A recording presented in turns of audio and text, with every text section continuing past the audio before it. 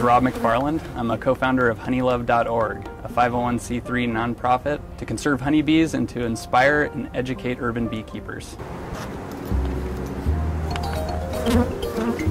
I've been keeping bees here in Los Angeles for about 18 months. I have between 20 and 25 hives, mostly out on an organic farm in Simi Valley, but the remainder spread out through Los Angeles in people's backyards, on their rooftops, and in anywhere that they can get away with having a beehive.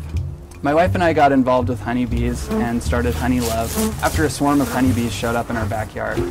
We were really captivated and interested by this experience.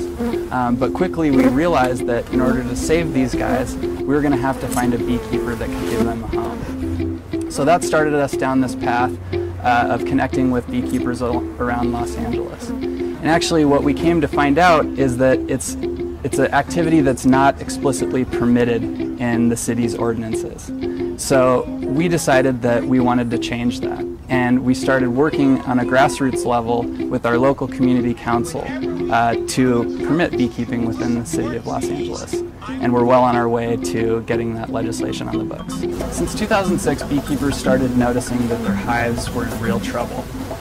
This phenomena became known as colony collapse disorder. And just like it sounds, beekeepers' colonies were literally disappearing. They were collapsing without any kind of warning. One day they'd be just fine, the next day they'd literally be gone. Without honeybees, our food would be vastly more expensive. It would require us to hand pollinate each flower. So every time you eat an almond, every time you eat a pear, an apple, anything like that, it's thanks to a honeybee. They say that 1 in every 3 bites of food is brought to you by a honeybee. So honeybees are critical to our food supply. They're responsible for pollinating over 90 different food crops. In fact, they're responsible for pollinating over 80% of the world's plants.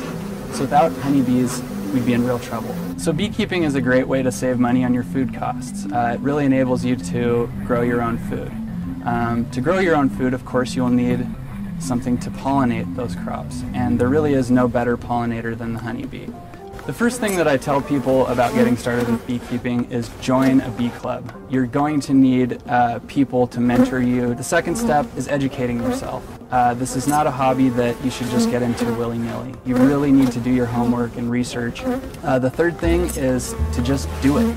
It requires some equipment that you're going to have to purchase.